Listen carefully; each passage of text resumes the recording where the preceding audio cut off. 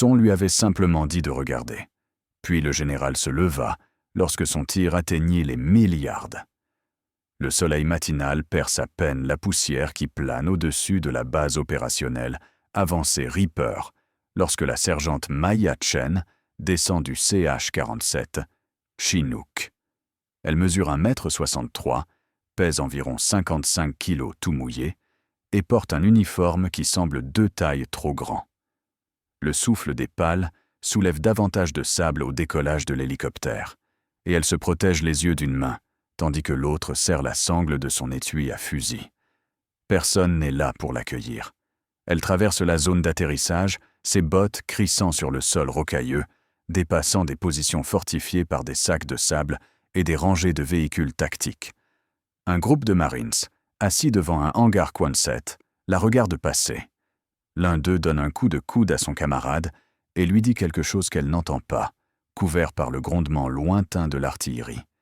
Il rit. Le centre des opérations est un bâtiment en béton armé à moitié enterré à flanc de colline, entouré de murs anti-souffle sur 3 niveaux. Maya montre ses ordres au caporal à l'entrée. Il a peut-être 19 ans et un coup de soleil qui lui descame le nez. « Vous êtes l'instructeur de tir ?» demande-t-il, sans prendre la peine de dissimuler son scepticisme. C'est ce que disent mes ordres. Il regarde son étui à fusil, puis son visage. Bon. Le commandant attend à l'intérieur. Passez cette porte. Prenez à gauche, 2e porte à droite. L'intérieur du centre des opérations est plus frais, éclairé par des néons qui vacillent, par moments, lors des surtensions des générateurs. Maya trouve la porte et frappe 2 fois. Entrez. Le colonel Marcus Webb est assis derrière un bureau couvert de cartes tactiques et d'images satellites. La cinquantaine, les cheveux argentés coupés courts et épais, la poitrine ornée de décorations témoignant de 30 ans de service. Il est entouré de 2 autres officiers, près d'un tableau de cartes accroché au mur. L'un est un commandant des Navy SEAL, arborant un trident et une barbe de 3 jours. L'autre est un capitaine des Rangers de l'armée de terre, mince et au regard dur. « Sergent Chen, je me présente comme prévu, monsieur. » Maya se tient au garde à vous, les yeux fixés sur un point au-dessus de la tête du colonel. Webb ne lève pas les yeux de ses papiers. « Reposez-vous, sergent. Je vais être franc. Je n'ai pas demandé d'instructeur de tir. Quelqu'un à la division pense que nos gars ont besoin de remise à niveau. » Il finit par lever les yeux, et son expression trahit son sentiment que c'est une perte de temps pour tout le monde. Sans vouloir vous offenser, on a ici des vétérans qui ont connu la misère. Qu'est-ce que vous êtes censé leur apprendre, au juste ? Monsieur, je suis ici pour dispenser une formation et une évaluation avancée en matière de tir de précision à longue portée. Le commandant des SEAL, dont l'écusson porte l'inscription « Kincaid », émet un son qui pourrait être un rire. Entraînement avancé. C'est le comble. Quel âge avez-vous, sergent ? 27, monsieur. Et combien de déploiements ? 4, monsieur. Kincaid échange un regard avec le capitaine des Rangers. 4 déploiements. Où avez-vous servi ? Maya garde un ton neutre. C'est classifié, monsieur. Confidentiel ? Kincaid se redresse. Colonel, avec tout le respect que je vous dois, nous avons du vrai travail à faire. Nous n'avons pas de temps à perdre avec des enfants. Commandant. La voix de Webb résonne comme une lame dans la pièce. La division l'a envoyée. Elle est donc ici. Sergent Chen, la situation évolue. Les renseignements indiquent une activité ennemie dans la vallée nord, une cible potentiellement importante.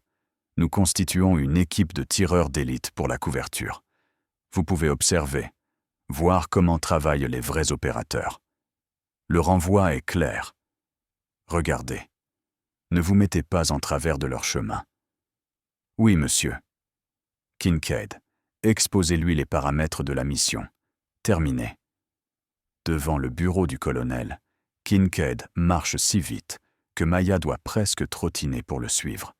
Il ne dit mot qu'une fois dehors, traversant l'enceinte en direction d'un bâtiment d'opération tactique.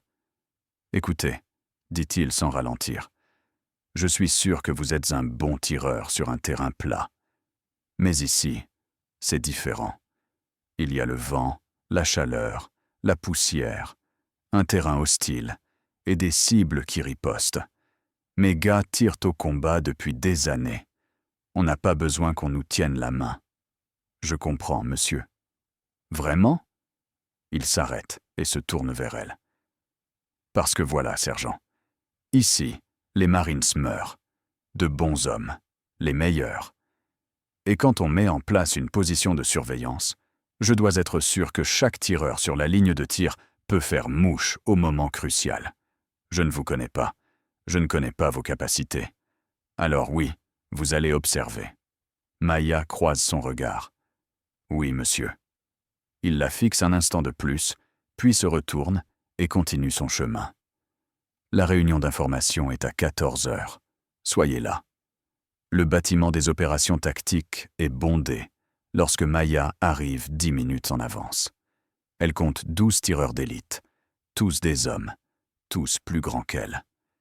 Il s'agit d'un mélange de SEALs, de Rangers et de tireurs d'élite des Marines. Certains vérifient leur équipement. D'autres étudient des cartes topographiques étalées sur une grande table.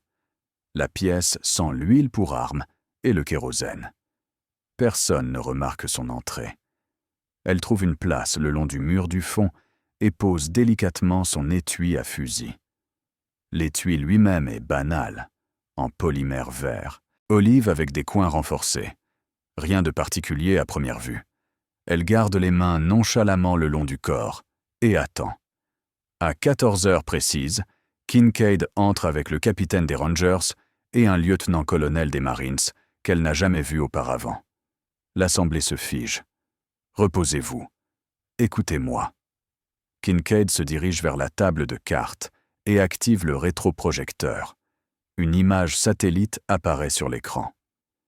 Nous avons la confirmation d'une activité ennemie dans la vallée de Tazir, à une quinzaine de kilomètres au nord de notre position.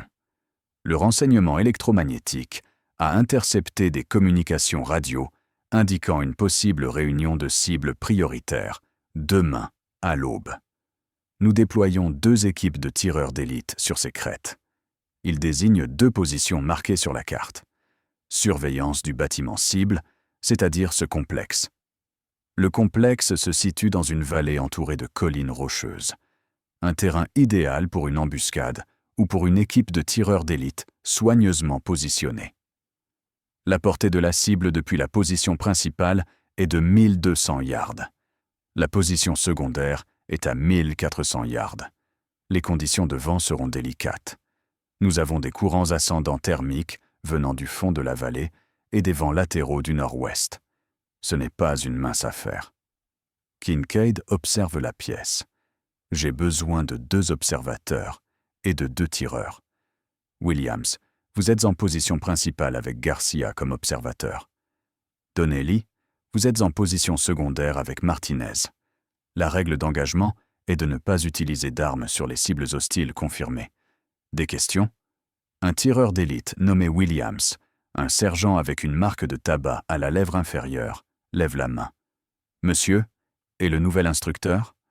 Tous les regards dans la pièce se tournent vers Maya. Kincaid lui jette à peine un regard. Le sergent Chen observera depuis sa position principale. Elle ne fait pas partie de l'équipe de tir. Williams sourit. Compris, monsieur. Je voulais juste m'assurer qu'on n'était pas censé, vous savez, apprendre quoi que ce soit. Quelques gars ricanent. Maya ne réagit pas. Williams, range tes conneries, dit le lieutenant-colonel des Marines. Son insigne porte le nom de Harrison. Ce n'est pas un spectacle comique. Tu as une mission. Concentre-toi là-dessus. Oui, monsieur. Harrison fixe Maya un instant de plus que nécessaire, et une lueur traverse son regard. De la reconnaissance, peut-être, ou de la curiosité. Mais il ne dit rien. Le briefing se poursuit pendant une demi-heure, abordant les plans d'urgence, les plans d'extraction et les protocoles de communication. Une fois terminé, les tireurs commencent à ranger leur équipement. Maya prend son étui de fusil et s'apprête à partir. « Sergent Chen !» La voix d'Harrison l'arrête à la porte. « Un mot. Elle s'approche de lui, là où il se tient, absorbée par la carte. De près, elle distingue les rides autour de ses yeux, la mâchoire crispée. C'est un homme qui en a bavé, comme dirait Kincaid.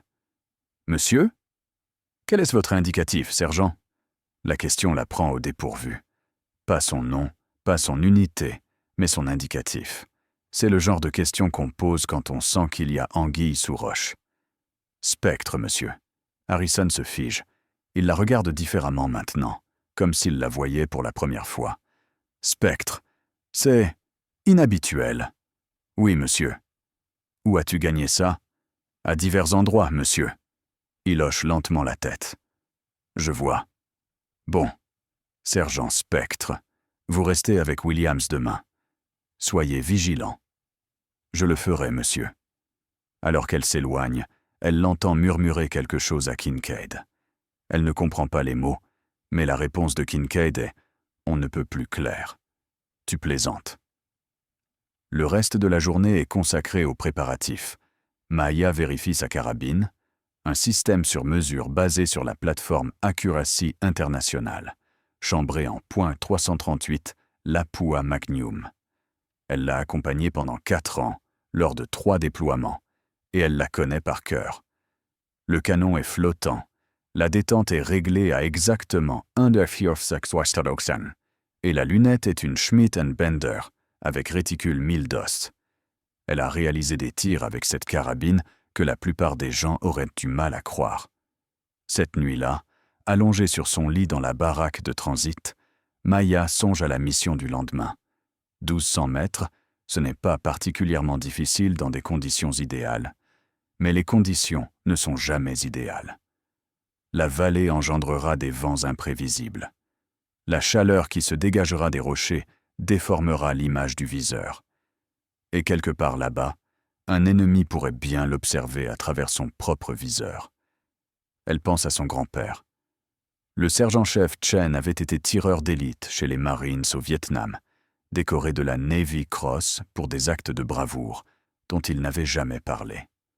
Après sa retraite, il s'installa dans un ranch du Montana, à 16 km de son voisin le plus proche. Maya y avait passé tous ses étés, de 12 à 18 ans. Il lui apprit à tirer, non pas comme la plupart des gens, mais comme un tireur d'élite. À lire le vent en observant le mouvement de l'herbe. À calculer la chute et la dérive de la balle. À contrôler sa respiration pour que les légers mouvements de sa poitrine ne perturbent pas le fusil. À attendre, immobile, pendant des heures. La meilleure arme d'un tireur d'élite, ce n'est pas son fusil, disait-il. C'est la patience. Et la deuxième meilleure arme, c'est la compétence. Inutile de le crier sur tous les toits. Il suffit d'être bon quand il le faut. Il est décédé il y a 3 ans, juste avant son 3e déploiement. Elle était en mission lorsque le Phénotype drame s'est produit, cachée dans un poste surplombant un camp ennemi. Elle ne pouvait pas partir. Elle n'a même pas pu répondre au message de la Croix-Rouge pendant 18 heures. Lorsqu'elle a finalement appelé chez elle, sa grand-mère lui a dit « Il le savait. Il était fier de toi. Il disait que tu deviendrais quelqu'un d'exceptionnel. » Elle ne se sent pas spéciale. Elle se sent comme une femme armée d'un fusil, essayant de faire son travail dans un monde qui s'attend à ce qu'elle échoue. L'alarme de sa montre vibre à 3h30. Maya s'habille dans le noir, enfilant son uniforme de combat, son gilet pare-balles et son gilet lesté. Elle fixe avec du ruban adhésif tout ce qui pourrait faire du bruit. Elle vérifie une dernière fois son fusil, puis elle se dirige vers le bâtiment des opérations. Les équipes de tireurs sont déjà sur place et effectuent leur dernière vérification de matériel. Williams et Garcia suivent un rituel probablement familier à toutes les équipes de tireurs d'élite de l'histoire.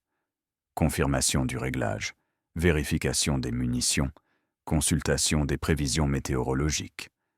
Donnelly et Martinez font de même. Williams la voit et hoche la tête. « Bonjour, sergent. Prête à prendre des notes. » Quelque chose comme ça. Kincaid entre avec Harrison et donne les dernières instructions. Les prévisions météo indiquent des vents de nord-ouest de 5 à 8 nœuds, avec des rafales à 12. La température au poste d'observation sera d'environ 10 degrés Celsius au départ et atteindra 27 degrés Celsius en milieu de journée. La fenêtre de tir optimale est de 6h30 à 8h. Après cela, les reflets thermiques rendront le tir précis quasiment impossible. Il regarde chaque tireur tour à tour. Des questions? Non? Bonne chasse. Ils embarquent dans 2 MRAP et prennent la route à 4 heures du matin, avançant péniblement dans l'obscurité sur des chemins défoncés qui méritent à peine ce nom. Maya voyage dans le même véhicule que Williams et Garcia. Aucun des deux ne lui adresse la parole. Inutile. Dans la lueur verte des lumières intérieures, elle les voit passer en revue mentalement leurs préparatifs, se préparant à la suite des événements. Les véhicules s'arrêtent à 3 km du poste d'observation. De là, ils poursuivent le trajet à pied, progressant lentement et prudemment sur un terrain rocailleux et instable. Lorsqu'ils atteignent le poste d'observation principal, un promontoire rocheux dominant la vallée, le ciel commence à s'éclaircir à l'est. Williams et Garcia prennent position avec une efficacité rodée. Des sacs de sable stabilisent le fusil. Un filet de camouflage brise leur silhouette. Des fiches de distance indiquent les distances jusqu'à différents points de repère. Garcia utilise une lunette d'observation sur un petit trépied, tandis que Williams se place derrière son fusil M24, une arme de calibre 7,62 mm qui a été le pilier des tireurs d'élite militaire pendant des décennies. Maya se place à 3 mètres derrière eux, suffisamment loin pour ne pas les gêner, mais assez près pour observer. Elle déploie sa longue vue et commence à scruter la vallée. Le complexe visé se dessine à mesure que la lumière augmente, un ensemble de bâtiments en briques de terre crue entourés d'un muret. À 1243 mètres, selon son télémètre. Elle aperçoit des chèvres qui se déplacent dans un enclos à l'extérieur du bâtiment principal. Un chien trotte dans la cour. « Garcia, tu reçois ça ?» demande Williams à voix basse. Affirmatif. Plage de 12 à 40. Vent de gauche à droite, environ 6 nœuds. Température de 54 degrés. Williams effectue un léger réglage de sa lunette. Bien reçu. J'ai la porte d'entrée principale dans mon champ de vision. Si notre cible prioritaire se présente, elle sortira par cette porte. Ils attendent. L'attente, c'est le quotidien des tireurs d'élite. Ils attendent dans le froid, dans la chaleur, dans des positions qui les font souffrir le martyre. Ils attendent, le visage assailli d'insectes, les jambes engourdies, les heures qui s'étirent en une éternité. Et ils attendent, car c'est leur métier. À 6h45, Garcia se raidit légèrement. Mouvement. Côté gauche de l'enceinte. 3 hommes en âge de porter les armes sortent par la porte ouest. Maya observe à travers sa lunette. Les 3 hommes portent des vêtements traditionnels afghans, mais leurs mouvements, d'une détermination qui laisse supposer un entraînement militaire, sont marqués par l'effort. L'un d'eux porte un AK-47 en bandoulière. « Je les vois », dit Williams. « Pas notre homme. HVT est censé boiter de façon caractéristique suite à une frappe de drone l'an dernier. » Encore de l'attente. À 7h12, la porte principale s'ouvre. Un homme en sort, et même de loin, sa démarche est manifestement anormale. Il s'appuie sur sa jambe droite et utilise une canne. « C'est lui », dit Garcia. « Cible prioritaire confirmée. Distance 12,43, vent actuel de 7 nœuds de gauche à droite, dérive due au vent, 0,8 milles. » Williams respire lentement, se calant davantage dans sa position. Son doigt repose le long du pontet, pas sur la détente elle-même. Pas encore. Un enfant entre alors en courant dans la cour. « Putain !» siffle Williams. Un gamin sur la photo. Peut-être 8 ans. « Ne tirez pas », confirme Garcia. Un enfant se trouve entre le tireur et la cible. L'agent de santé volontaire et l'enfant échangent quelques mots. L'enfant tient quelque chose. Peut-être du pain ou un fruit. L'agent tend la main pour caresser la tête de l'enfant. « Allez, gamin, marmonne Williams. Bouge. Mais l'enfant ne bouge pas. Au lieu de cela, d'autres personnes sortent du bâtiment. Des femmes, portant des paniers. 2 autres enfants. Ce qui aurait dû être une cible facile, se trouve soudainement compliqué par la présence de non-combattants. Garcia, pouvons-nous l'atteindre s'il se déplace vers la gauche? Négatif, trop de monde qui gêne. Les minutes passent. L'individu recherché s'adresse maintenant aux femmes, gesticulant avec sa canne. Il est entouré de civils. « Monsieur, ici, Reaper 2, » dit Williams dans sa radio, utilisant l'indicatif correspondant à leur position. Cible confirmée, mais tir impossible. Présence de plusieurs civils dans les environs. La voix de Kincaid crépite en retour. Bien reçu, Faucheur 2. Continuez d'observer. N'engagez le combat que si vous avez une ligne de tir dégagée et sans risque pour les civils. Williams inspire, retient son souffle, puis expire. Compris. Faucheur 2 continue d'observer. Le soleil monte dans le ciel. La température grimpe. Maya sent la sueur perler sous son gilet pare-balles. Devant elle, Williams et Garcia restent immobiles, mais elle perçoit leur frustration. À 07h48, le HVT fait demi-tour et commence à retourner vers le bâtiment principal, toujours entouré de gens. « Il s'en va, » dit Garcia. « Une fois qu'il sera à l'intérieur, nous n'aurons plus aucune chance. Je sais. Mais je ne vais pas prendre un tir avec des enfants dans les parages. Convenu. » L'homme de haute sécurité est presque à la porte lorsqu'une des femmes dit quelque chose qui le fait s'arrêter. Il se retourne, riant de quelque chose. Pendant un instant, une fraction de seconde, il y a une ligne nette entre lui et la crête. Mais Williams ne tente pas sa chance. L'occasion se referme aussi vite qu'elle s'est présentée. « Zut !» murmure Williams. « J'ai raté le coche. » Le groupe armé disparaît à l'intérieur du bâtiment. Les femmes et les enfants restent quelques minutes dans la cour, puis se réfugient eux aussi à l'intérieur. Le silence retombe dans la cour, hormis les aboiements des chèvres et du chien. « Reaper 2 à votre poste. La cible est entrée dans le bâtiment. Aucune possibilité de tir. » « Bien reçu, Faucheur 2. Continuez d'observer. Il pourrait revenir. » Mais Maya sait qu'il ne le fera pas. La chaleur matinale devient insupportable. Les courants ascendants commencent à scintiller sur les rochers. Si le monstre de haute valeur devait revenir, il l'aurait déjà fait. Ils attendent de toute façon, car c'est la mission. À 9h30, alors que la température avoisine les 85 degrés et que l'image du télescope commence à se brouiller sous l'effet de la chaleur, la voix de Kincaid retentit à la radio. À tous les éléments. Reaper, la cible a quitté le complexe en véhicule par l'entrée arrière.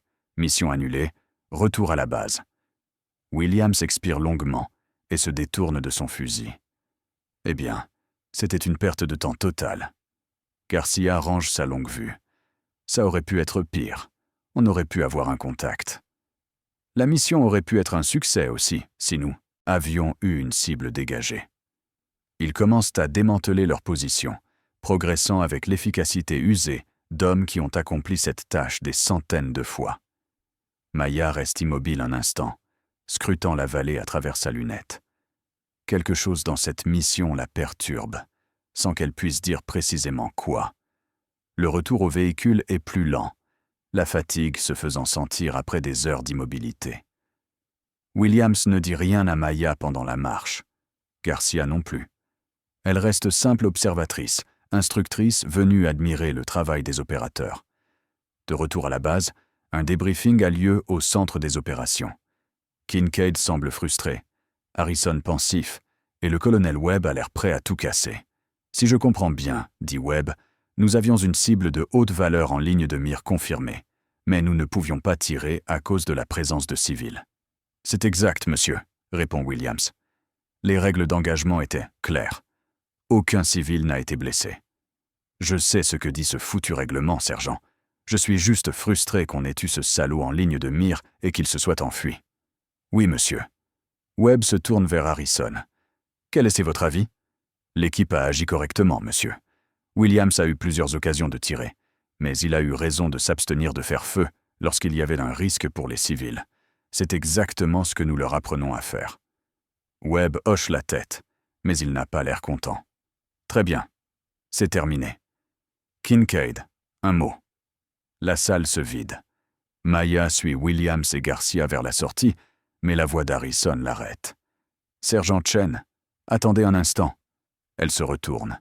Harrison attend que tout le monde soit parti, puis ferme la porte. Qu'as-tu pensé de la mission? Monsieur? Vous étiez là.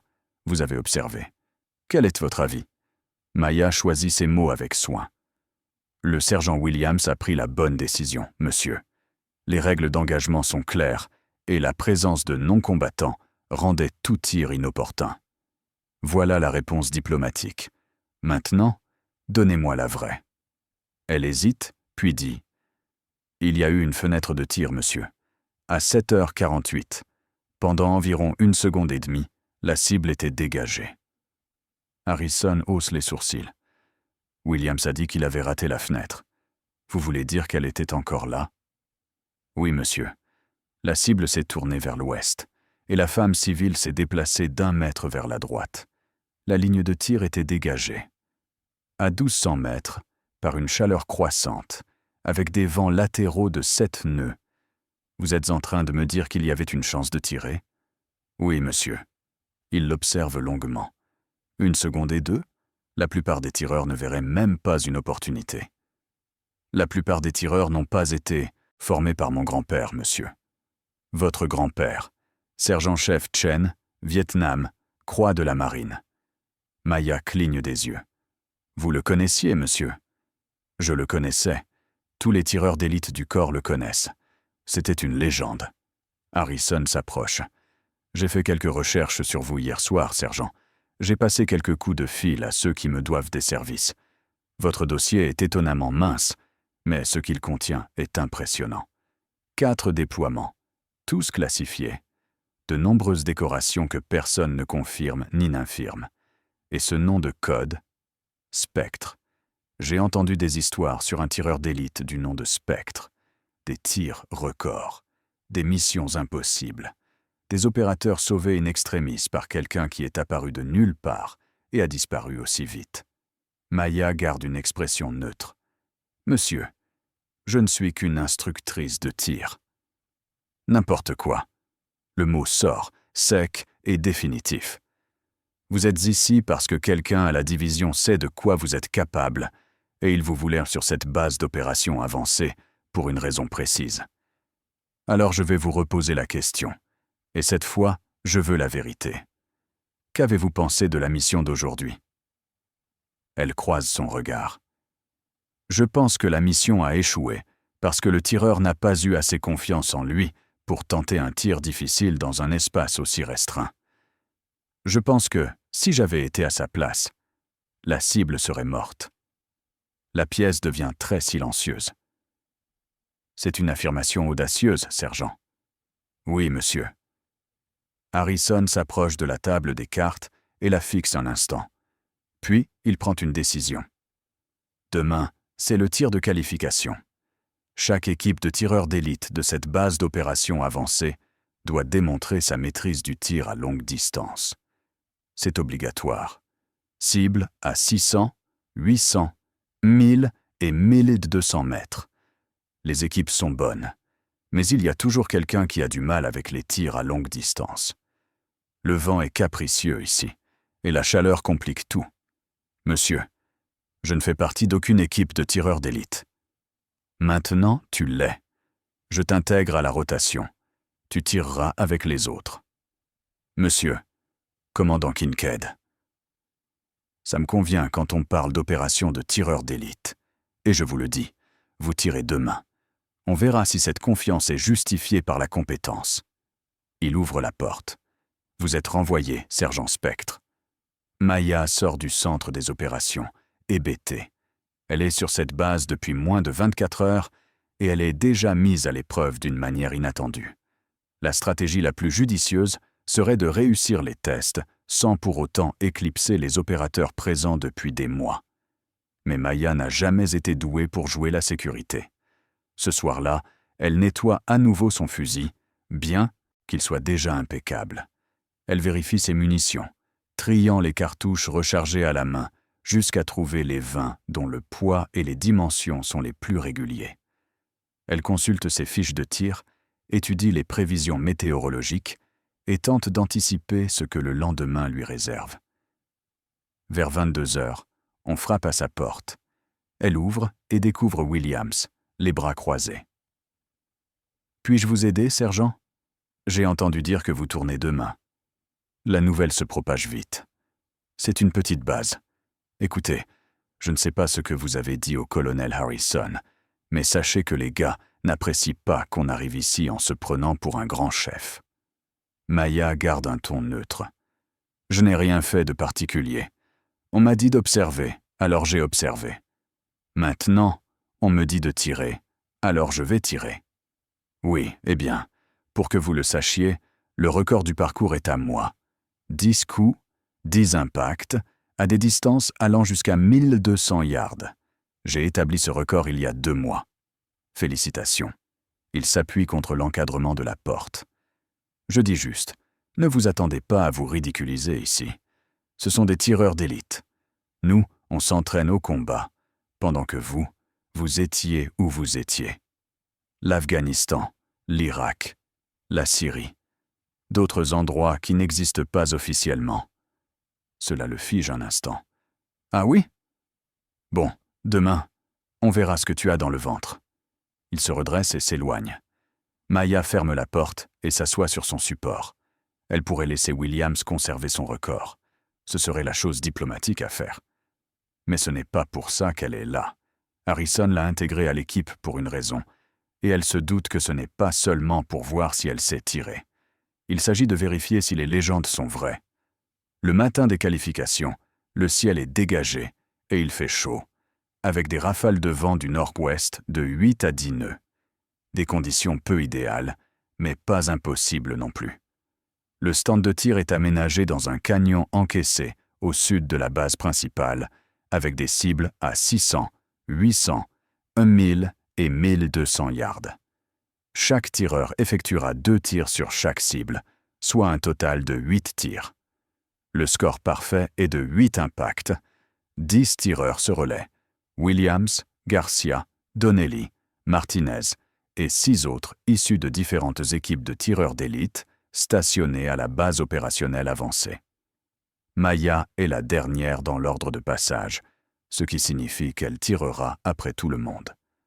Le colonel Webb est là pour observer, accompagné d'Harrison, de Kincaid et d'une vingtaine d'autres Marines et SEALs qui n'ont rien de mieux à faire que de regarder le spectacle. On se croirait moins à une séance de tir de qualification qu'à une arène romaine. Williams tire le premier. Il est bon, ça ne fait aucun doute.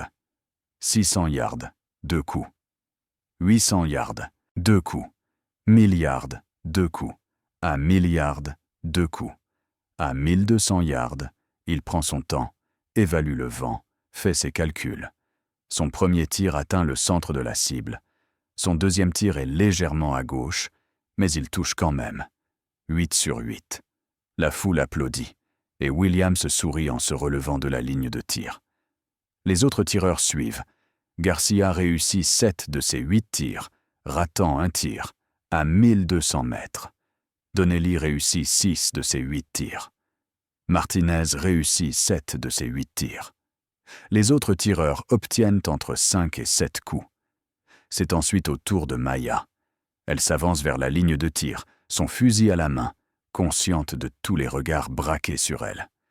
Quelqu'un dans la foule murmure quelque chose qu'elle n'entend pas bien, suivi de rire. Elle n'y prête pas attention. La ligne de tir est un poste délimité par des sacs de sable et un appui en bois. Maya s'installe derrière sa carabine, la joue bien calée, l'œil aligné sur la lunette. La première cible est à 600 mètres, une silhouette en acier d'environ 45 cm de large. Elle respire.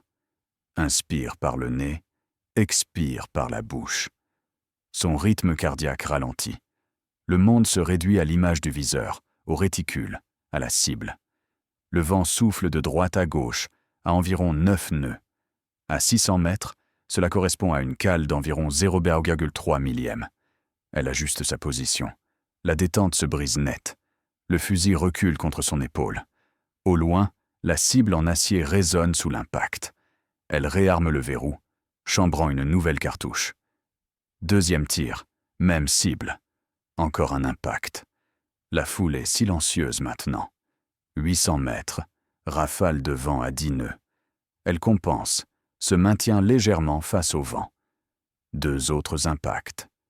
1000 mètres. C'est là que ça devient intéressant. À cette distance, la moindre erreur est amplifiée. Une erreur d'1 mile par heure dans la mesure du vent signifie un tir manqué. Une légère erreur dans l'estimation de la distance signifie que la balle va trop haut ou trop bas. Maya étudie la cible à travers sa lunette. C'est une silhouette d'acier, semblable aux autres, mais plus petite maintenant, plus difficile à distinguer dans le mirage de la chaleur. Elle observe le mirage se former au-dessus du sol, le déchiffrant comme un texte. Le vent souffle de 3/4 avant gauche, à 12 nœuds, avec des rafales à 14. Cela représente une cale d'environ 1 millième et demi. Elle ajuste sa trajectoire. La balle part net. À milliards de distance, la cible en acier résonne. Elle arme le verrou.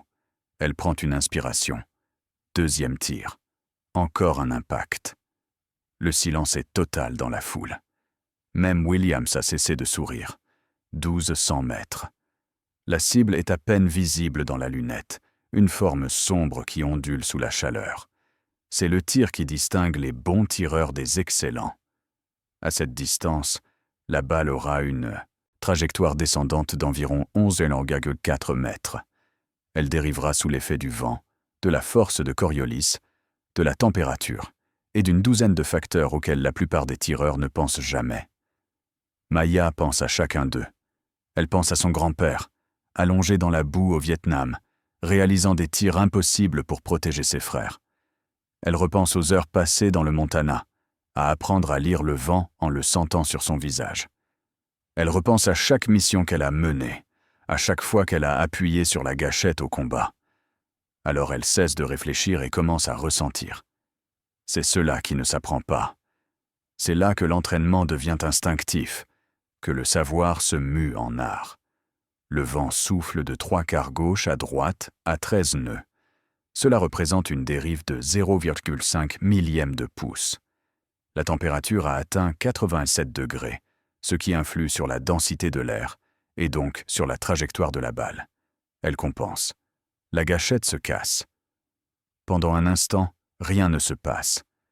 La balle est en vol, se déplaçant à 838 mètres par seconde. Mais à 1100 mètres, cela représente encore plus d'une seconde de vol. Une seconde où tout peut arriver. Où le vent peut souffler en rafale, où un courant thermique peut dévier la balle de sa trajectoire. Puis les anneaux cibles. Masse centrale. Quelqu'un dans la foule dit « Putain de merde !» Maya réarme le fusil. Plus qu'une balle. C'est à ce moment précis que la plupart des tireurs commencent à s'inquiéter, à réfléchir à leurs gestes, au lieu de simplement agir. La pression monte. La cible paraît plus petite. Le vent semble plus imprévisible. Maya ne ressent rien de tout cela. Elle reprend sa position, repère la cible, évalue le vent. Exactement comme avant. Aucune pression, aucune attente. Juste le tir. La gâchette se casse. La cible sonne à nouveau. 8 sur 8. Score parfait. Maya se lève de la ligne de tir, range son fusil et se retourne. La foule la dévisage. Williams a l'air d'avoir reçu un coup de poing dans le ventre. Kincaid a la bouche légèrement ouverte. Puis, lentement, le général Webb se lève de l'endroit où il était assis. Il s'approche de Maya et la foule s'écarte sur son passage. Arrivé devant elle, il se met au garde à vous et la salue. « Excellent tir, sergent. » Maya répond au salut. « Merci, monsieur. Je vous dois des excuses. Je vous ai sous-estimé. C'était une erreur. » « Aucune excuse n'est nécessaire, monsieur. » Webb se tourne vers la foule. « Messieurs, vous venez d'assister à quelque chose d'exceptionnel. Je suis dans les Marines depuis 31 ans, et je n'ai jamais vu un tel niveau de tir. Le sergent Chen vient d'égaler le record du parcours avec un sans faute, 8 cibles sur 8. Mais surtout, elle l'a fait avec une facilité déconcertante. Il regarde Maya, ce qui m'amène à mon point suivant. La mission d'hier ne s'est pas déroulée comme prévu. Nous avons laissé filer une cible de haute valeur. Je ne laisserai plus jamais cela se reproduire. Il se tourne vers Harrison. Colonel, je veux que le sergent Chen fasse partie de la prochaine équipe de tireurs d'élite que nous déploierons. Et je la veux aux commandes, pas en observateur. Harrison hoche la tête. Oui, monsieur. Kincaid s'avance. Monsieur, avec tout le respect que je vous dois, l'intégrer à une équipe est inhabituel. Ces équipes s'entraînent ensemble depuis des mois. La cohésion est essentielle. Commandant, je viens de voir le sergent Chen réussir 4 tirs parfaits à 1200 mètres dans des conditions qui auraient mis à rude épreuve votre meilleur tireur. Je me fiche de l'entente entre les deux hommes. Ce qui m'importe, ce sont les résultats. La voix de Webb est dure. C'est clair? Oui, monsieur. Bien. Webb se tourne vers la foule. Quant aux autres, je vous suggère de passer du temps avec le sergent Chen. Apprenez d'elle. Car c'est ce genre de tir qui fait gagner les guerres. Fin de la séance. Alors que la foule se disperse, Maya se retrouve entourée de tireurs, qui, soudain, veulent lui parler. Ils l'interrogent sur son fusil, ses munitions, son entraînement. Williams reste en retrait, les bras croisés, mais même lui ne peut dissimuler sa curiosité. Garcia s'approche, respectueux. « Sergent, c'était impressionnant. Je n'ai jamais vu personne tirer aussi proprement à 1200 mètres. Puis-je vous demander comment vous faites pour évaluer le vent avec une telle précision? » De la pratique. Et un bon professeur. Votre grand-père. Oui. Le sergent-major artilleur. J'ai entendu des histoires à son sujet. On dit qu'il a réussi un tir à 1800 yards au Vietnam, mais cela ne figure dans aucun document officiel. Maya esquisse un sourire. Il a réussi beaucoup de tirs qui ne figurent pas dans les statistiques officielles. Et vous êtes exactement comme lui. J'essaie de l'être. Harrison s'approche et la foule lui laisse de l'espace. Sergent Chen, vous avez 24 heures. Ensuite, on reprend la traque de cette cible prioritaire. D'après les renseignements, il se déplace vers un autre complexe demain soir. On aura une autre occasion. Je serai prêt, monsieur. Je sais que tu le feras. Mais je veux que tu fasses quelque chose pour moi d'abord. Je veux que tu leur enseignes ce que tu sais. Nous avons de bons tireurs ici, mais ils peuvent être meilleurs. Montre-leur comment. Maya observe les visages autour d'elle. Ce sont des vétérans de combat, des opérateurs décorés, des hommes qui ont forgé leur réputation dans les pires endroits de la planète. Et ils la regardent avec une émotion nouvelle. Respect. Je peux faire ça, monsieur. Les prochaines 24 heures sont intenses. Maya dispense un stage intensif de tir de précision, abordant tous les aspects, de la lecture du vent au calcul balistique, en passant par le mental nécessaire pour le tir à longue distance. Les tireurs sont attentifs, posent des questions et prennent des notes. Williams se montre d'abord distant, mais à la fin de la journée, même lui est impliqué. Ce que la plupart des gens ne comprennent pas, explique Maya, allongée derrière son fusil, entourée de 4 tireurs, c'est que le tir à longue distance n'est pas une question de force, ni même de vue. Il s'agit de comprendre les systèmes. Le fusil est un système. La balle est un système. L'atmosphère est un système. Et il faut comprendre comment tous ces éléments interagissent. Elle fait la démonstration d'un tir à 800 yards, en expliquant chaque étape de sa technique. Le vent souffle de 12 nœuds de la gauche. Cela correspond à environ 0,8 milles à cette distance. Mais observez le mirage. Vous voyez comme il bouillonne plus vite sur le côté gauche de la vallée? Cela signifie qu'il y a un courant ascendant thermique. Je vais donc compenser en maintenant ma visée un peu plus, peut-être à 0,9 milles. Le tir atteint le centre. Tu fais ça paraître facile, dit Garcia. Ce n'est pas facile. C'est juste une question de pratique. 10 000 heures de pratique. Ce soir-là, Maya nettoie une dernière fois son fusil et vérifie son équipement. La mission de demain sera différente de la première.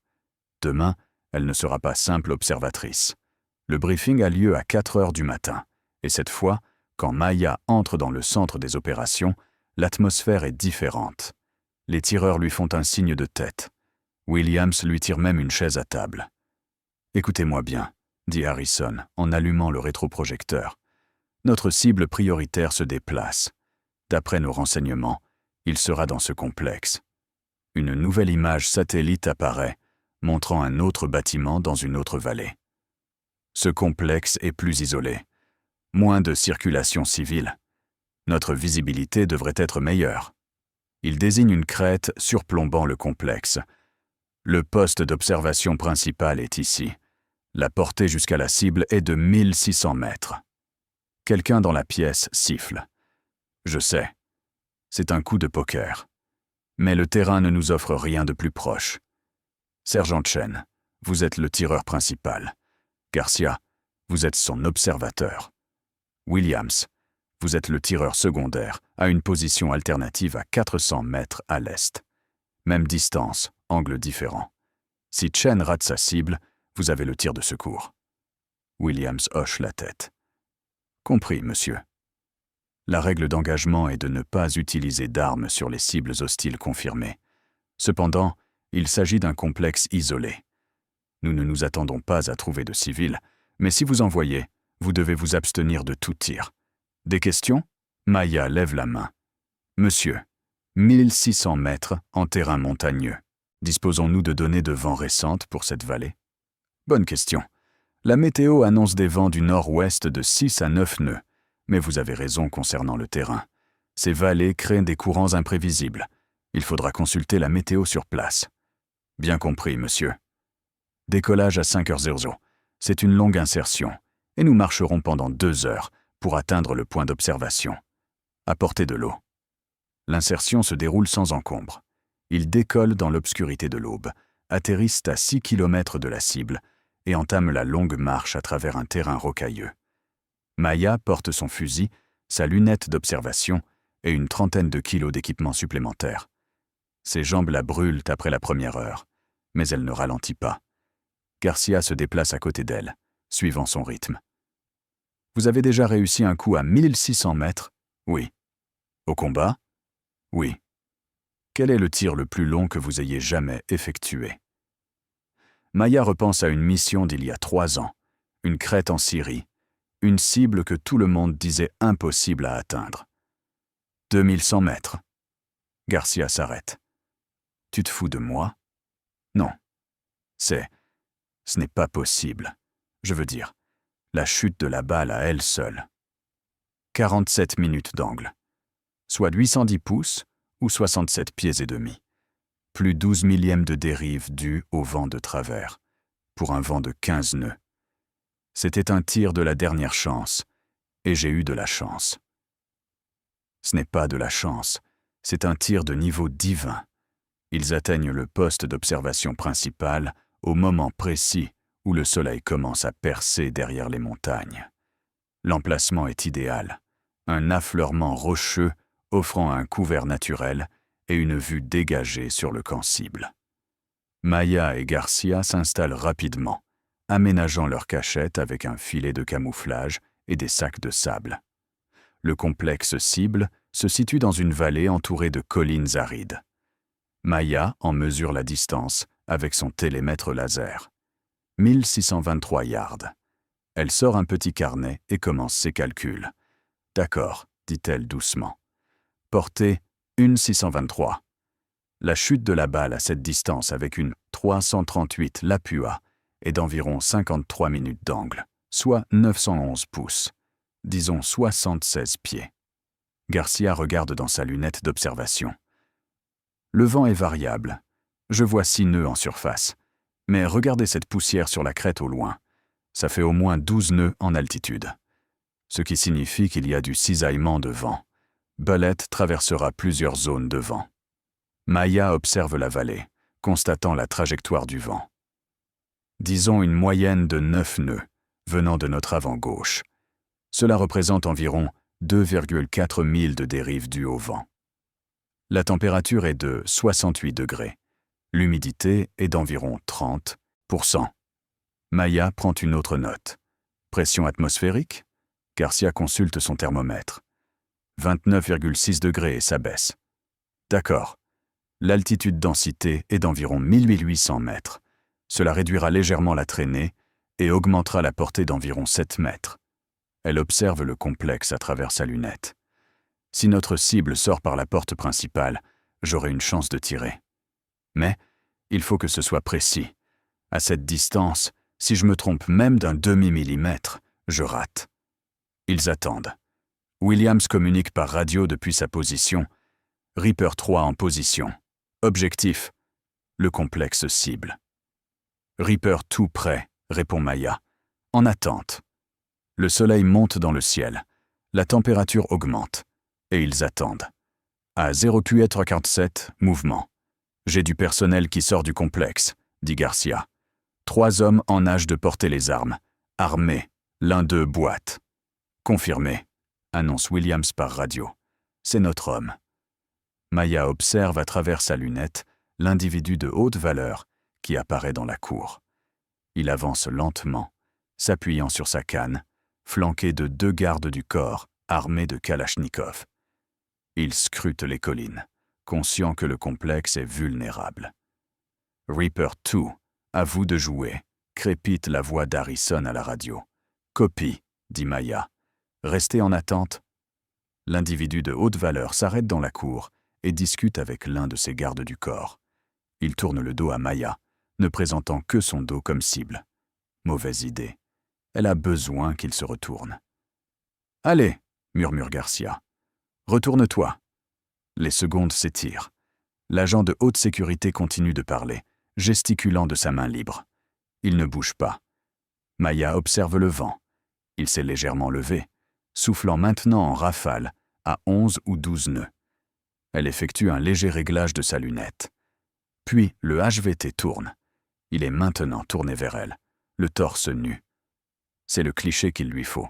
« Vent de 12 nœuds, de gauche à droite », annonce Garcia à voix basse.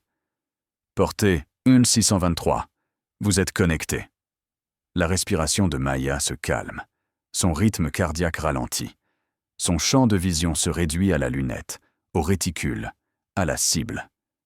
Elle place le réticule légèrement à gauche du centre de la cible, en tenant compte de la dérive due au vent. Son doigt se pose sur la détente. C'est pour ça que son grand-père l'a entraîné. Chaque heure passée dans ce ranch du Montana, chaque tir sur des cibles à 1000 mètres, chaque leçon de patience et de précision. Tout converge vers cet instant. La gâchette se casse, le fusil recule. Le son résonne contre les parois de la vallée. Pendant 1,7 secondes, la balle traverse l'air. Elle parcourt plus d'1,5 kilomètre, chutant de 23 mètres sous l'effet de la gravité. Dérivée par le vent, elle est poussée latéralement par des courants invisibles. Elle traverse des couches de température et des zones de pression, soumises à des forces que la plupart des gens ignorent. Et puis ça frappe. Masse centrale. La cible prioritaire s'effondre comme une marionnette dont on a coupé les ficelles. Ses gardes du corps restent figés un instant, sans comprendre ce qui vient de se passer. Puis, ils se dispersent, cherchant à se mettre à couvert. « Cible neutralisée », dit Garcia, la voix empreinte d'admiration. « Tir confirmé. » Williams prend la parole par radio. « Je confirme. Cible abattue. Tir exceptionnel. Reaper 2. » Maya réarme le fusil, chambrant une nouvelle cartouche, tout en gardant l'œil dans la lunette. Un des gardes du corps traîne le corps de la cible prioritaire vers le bâtiment. Elle pourrait l'abattre, elle aussi, mais les règles d'engagement sont claires.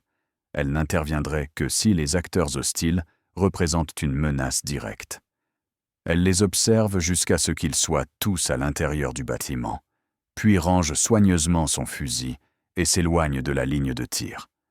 Garcia la fixe du regard. Putain de merde. C'était... Je ne sais même pas quoi dire. Je n'ai jamais rien vu de pareil.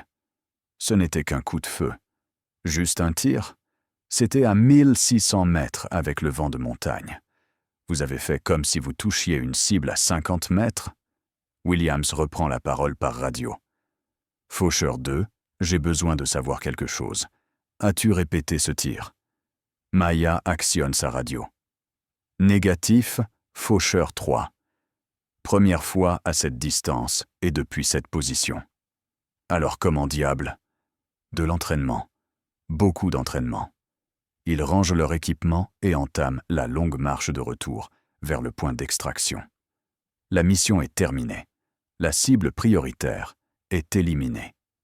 Et Maya Chen, l'instructrice de tir discrète que personne ne voulait, vient de réaliser un tir qui entrera dans la légende. De retour à la base opérationnelle avancée, le colonel Webb attend au centre des opérations. Lorsque Maya entre, encore couverte de poussière après la mission, il sourit. « Sergent Chen, travail exceptionnel. Ce tir, je n'ai pas de mots pour décrire ce que c'était. Je fais simplement mon travail, monsieur. Non, c'était bien plus que votre travail. C'était exceptionnel. » Il se tourne vers les autres personnes présentes. Je veux que chacun comprenne une chose. Nous possédons sur cette base une arme que nous n'utilisions pas. Une arme capable d'atteindre plus d'1,5 kilomètre et d'éliminer les menaces avant même qu'elles ne nous repèrent. Et cette arme, c'est le sergent Chen. Maya est mal à l'aise face à ces compliments. Monsieur, n'importe lequel des tireurs ici aurait pu réussir ce tir avec un entraînement adéquat. Peut-être, mais c'est toi qui l'as créé, et je ne vais pas gâcher ce potentiel. Il regarde Harrison. Je veux Chen sur toutes les missions critiques à venir. S'il s'agit d'une cible de grande valeur, s'il faut des tirs de précision, elle y va. Oui, monsieur. Au cours des semaines suivantes, Maya s'intègre pleinement aux opérations de la FOB. Elle anime des séances d'entraînement, enseignant aux tireurs tout ce que son grand-père lui a appris. Elle participe à 3 autres missions, réussissant des tirs qui semblent impossibles à tous, sauf à elle. Et peu à peu, le scepticisme se dissipe. Un soir, Williams l'aborde au réfectoire. « Chen, je te dois des excuses. J'ai été un vrai connard quand tu es arrivé. Tu protégeais ton équipe, je comprends. Néanmoins, je t'ai sous-estimé et j'ai eu tort. » Il s'assoit en face d'elle. « Puis-je te poser une question? Où as-tu appris à tirer comme ça? » Mon grand-père. Le sergent-chef Chen. Le tireur d'élite du Vietnam. J'ai fait des recherches sur lui. C'était une légende. Des tirs records, des missions impossibles, tout ça. C'était le meilleur. Était? Il est décédé il y a 3 ans. Williams reste silencieux un instant. Je suis désolé. Mais bon, il semble qu'il ait transmis le flambeau. C'est toi qui perpétues cet héritage. Maya y pense. Héritage. C'est un mot que son grand-père employait souvent. L'héritage d'un tireur d'élite ne réside pas dans les tirs qu'il effectue, lui avait-il dit un jour. Il réside dans les vies qu'il sauve, dans les frères et sœurs qui rentrent chez eux sains et saufs, grâce à la présence du tireur d'élite, qui faisait son travail, qui veillait sur eux. Elle a sauvé de nombreuses vies ces dernières semaines. Des combattants ennemis ont été neutralisés avant qu'ils ne puissent attaquer les forces amies. Des cibles de grande valeur ont été mises hors d'état de nuire. Des tirs de précision ont permis de maintenir en vie des Marines et des SEALs. Voilà l'héritage qui compte. Une nuit, environ 6 semaines après son déploiement, Maya nettoie son fusil lorsque Harrison la trouve. « Sergent, vous avez 1 minute? » « Oui, monsieur. » Il s'assoit sur la caisse à côté de son poste de nettoyage. « Je voulais vous dire que j'ai reçu des appels. La nouvelle de votre fusillade s'est répandue dans la hiérarchie. Des gens à la division, au CENTCOM, se renseignent sur vous. Quel genre de personnes? Le genre de personnes qui dirigent des unités spécialisées, le genre de personnes qui gèrent les missions non officielles. » Il la regarde attentivement. « Vous avez déjà fait ce genre de travail, n'est-ce pas? Les déploiements classifiés, les opérations dont personne ne parle. C'est pour ça que votre dossier est si mince. » Maya ne répond pas directement. « Je vais là où le corps m'envoie, monsieur. Oui. Eh bien, ils vont bientôt vous muter ailleurs, dans un endroit où vous pourrez faire ce que vous savez faire de mieux. Il se lève. Mais avant, cela, je voulais vous remercier. Vous êtes venu ici et vous avez tout changé. Les tireurs d'ici sont meilleurs grâce à vous. Des vies ont été sauvées grâce à vous. Et ça, c'est important. C'est pour ça que j'ai été formé, monsieur. Non, c'est ta vocation. Il y a une différence. Il lui tend une petite boîte en bois. Elle appartenait à ton grand-père. Elle a s'était rendue au corps après sa mort, et j'ai usé de mon influence pour qu'elle arrive ici. Maya ouvre la boîte. À l'intérieur se trouve une douille en laiton terni, gravée de coordonnées et de la date de 1968. C'est la douille du tir le plus long de son grand-père au Vietnam, celui qui lui a valu la Navy Cross. Comment avez-vous... Je te l'ai dit. Je connaissais ton grand-père. Ça doit rester dans la famille. Harrison se dirige vers la porte, puis s'arrête. À mon avis, il serait fier de toi. Après son départ, Maya reste assise seule, serrant la douille contre elle. Elle est chaude dans sa main, malgré ses plus de 50 ans. Elle pense à son grand-père, au tir qu'il a effectué lors d'une autre guerre, à une autre époque. Elle pense à l'héritage, à l'entraînement, et au poids de perpétuer quelque chose qui la dépasse. Puis, elle range soigneusement l'étui dans son sac d'équipement, à côté de son fusil, et reprend le nettoyage. Le lendemain matin, elle est convoquée au bureau du colonel Webb. À son arrivée, elle découvre un commandant de division qu'elle n'a jamais vu auparavant, vêtu en civil et portant une mallette. « Sergent Chen, dit Webb, voici le major Simmons. Il a de nouveaux ordres pour vous. » Simmons ouvre sa mallette et en sort un dossier. « Sergent, vous êtes muté dans une unité des forces spéciales. Je ne peux vous donner ni le nom, ni le lieu. Ce que je peux vous dire, c'est que vos compétences sont requises ailleurs, pour des missions qui exigent vos capacités uniques. » Maya prend le dossier. Les ordres sont vagues. Ils ne font référence qu'à un code d'unité qu'elle ne reconnaît pas et à une date de présentation dans 72 heures. « Bien compris, monsieur. Vous serez déployé immédiatement après votre arrivée.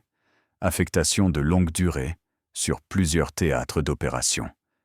C'est le genre de travail que votre grand-père faisait vers la fin de sa carrière. » Simmons la regarde attentivement. « On vous offre une chance que très peu de tireurs ont. Ne la gâchez pas. » « Je ne le ferai pas, monsieur. » Cet après-midi-là, Maya prépare son équipement, son étui à fusil, sa lunette, ses accessoires. La douille de cartouche de son grand-père, soigneusement enveloppée dans un tissu, est rangée en dernier. Williams la trouve alors qu'elle monte dans le véhicule de transport. « Alors vous partez vraiment ?» Nouvelle commande. « Ouais, je m'en doutais. Sûrement un truc de ouf, un truc super secret. » Il sourit, mais son sourire est empreint de respect. « Tu sais, quand tu es arrivé, je pensais que tu allais me faire perdre mon temps. Je me suis trompé. Vous n'aviez pas tort d'être sceptique, je devais faire mes preuves. Tu as fait bien plus que ça. Tu as établi une nouvelle norme. » Il lui tend la main. « Bonne chance, Spectre. » Elle lui serre la main. « Prends soin de toi, Williams. » Alors que le véhicule s'éloigne de la FOB Reaper, Maya jette un dernier regard en arrière vers la base. Elle y a passé 2 mois, et, durant cette période, elle est passée d'instructrice indésirable à opératrice respectée. Elle a réussi des tirs qui semblaient impossibles, elle a sauvé des vies.